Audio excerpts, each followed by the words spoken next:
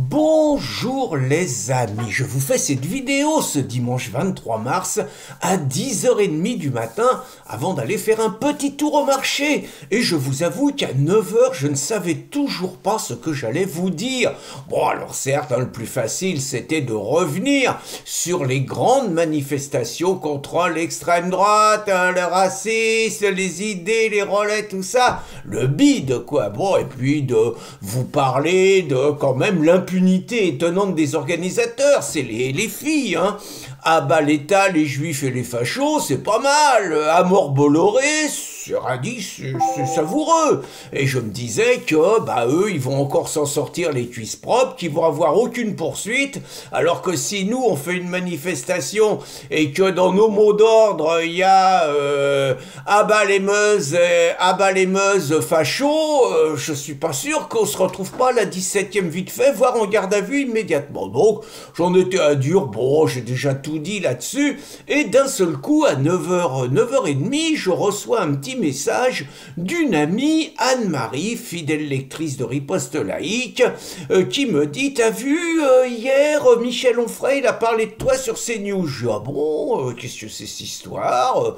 Bon, curieux, mais j'ai cherché, elle m'a dit l'émission, tout ça, j'ai cherché, j'ai effectivement, je vous mets le lien, à 24 minutes 30, Michel Onfray, alors le contexte, on interroge Michel Onfray sur la manifestation, sur Mélenchon, l'ennemi public numéro 1, son antisémitisme et tout, et Michel dit à juste titre qu'il est étonné de l'impunité dont bénéficie Jean-Luc Mélenchon. Vous voyez, on revient à mes propos sur la manif d'hier. Michel dit qu'il est étonné de l'impunité donc de Jean-Luc Mélenchon par rapport à Éric Zemmour. Il dit Éric Zemmour, il se retrouve, quoi qu'il dise, il se retrouve devant le tribunal et il me cite, il dit comme Pierre Cassaigne et le site qui l'anime. Alors bon, d'abord Michel, moi je m'appelle Cassan, bon c'est pas grave, mais c'est un débat dans la famille, parce que bon, je m'appelle Cassan, C-E-N.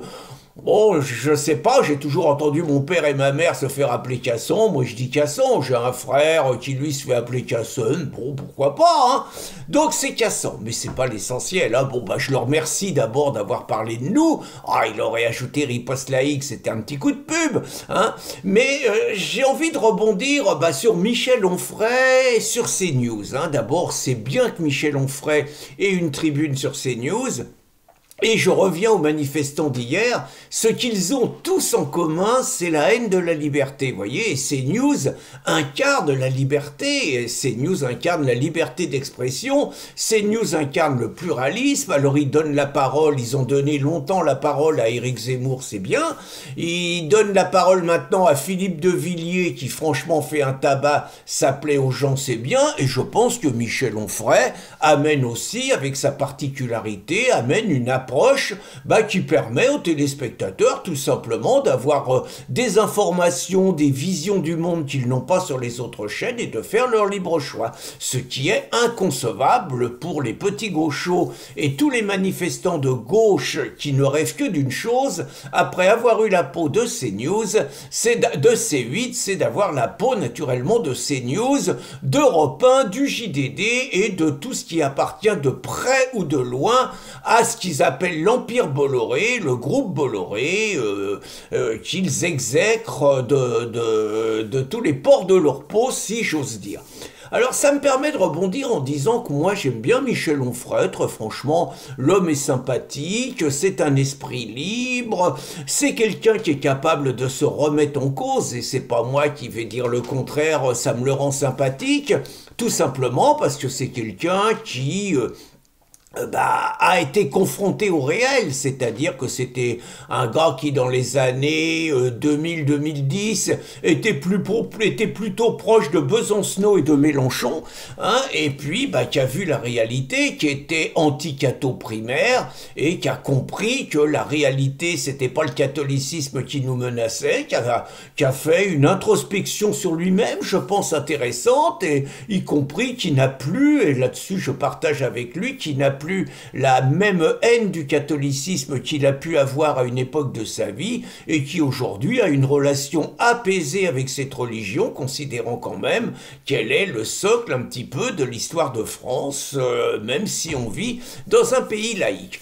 Alors malgré tout, dire du bien de quelqu'un, dire qu'on savoure ce qu'il est, n'empêche pas naturellement de faire part de quelques divergences. Ça fait partie de la vie et ça fait partie de ce que des vrais Français amoureux du débat et de la liberté d'expression doivent être capables de se dire.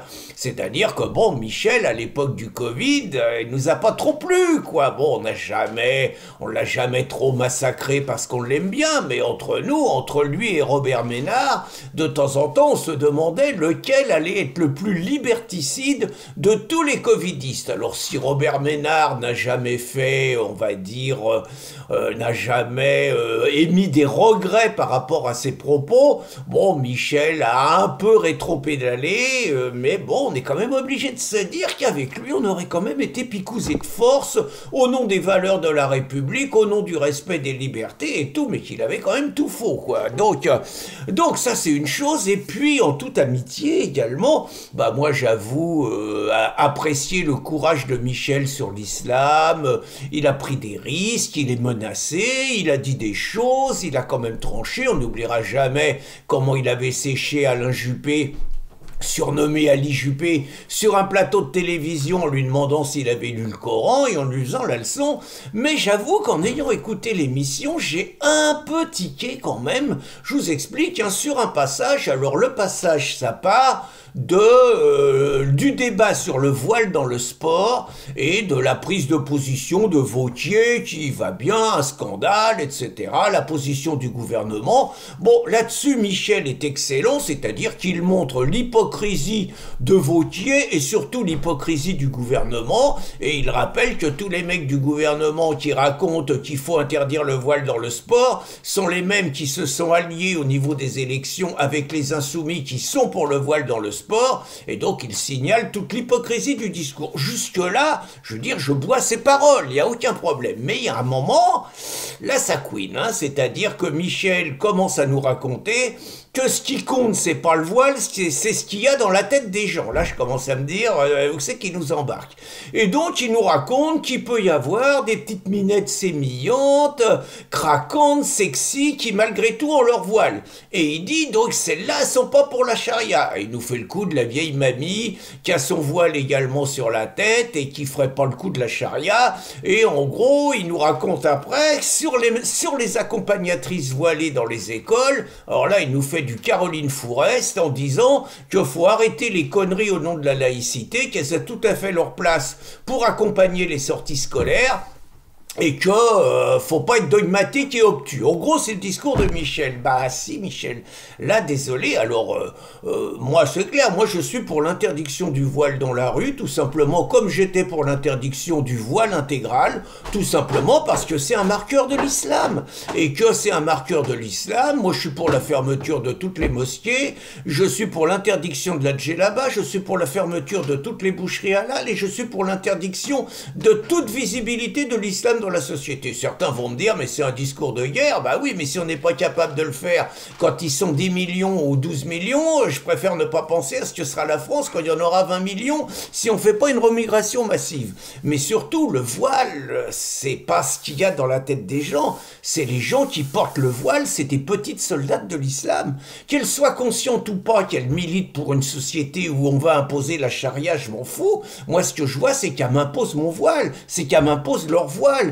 Et la conquête, la bataille du voile pour le sport, c'est également, cela fait partie du djihad et cela fait partie de la conquête du voile pour imposer l'islam à l'ensemble de la société. Et l'école, une sortie scolaire, c'est un projet pédagogique. On y respecte les lois. Sinon, Michel, on va commencer à dire les accompagnatrices voilées, c'est pas grave. Et puis on va dire une femme à l'accueil d'une mairie qu'elle voile, on va dire que c'est pas grave. Ce qui est important, c'est ce qu'il y a dans sa tête. Et puis on va dire qu'une policière voilée, c'est pas grave, l'important c'est ce qu'il y a dans sa tête. Et puis on va dire qu'une enseignante voilée, c'est pas grave, l'important c'est ce qu'il y a dans sa tête.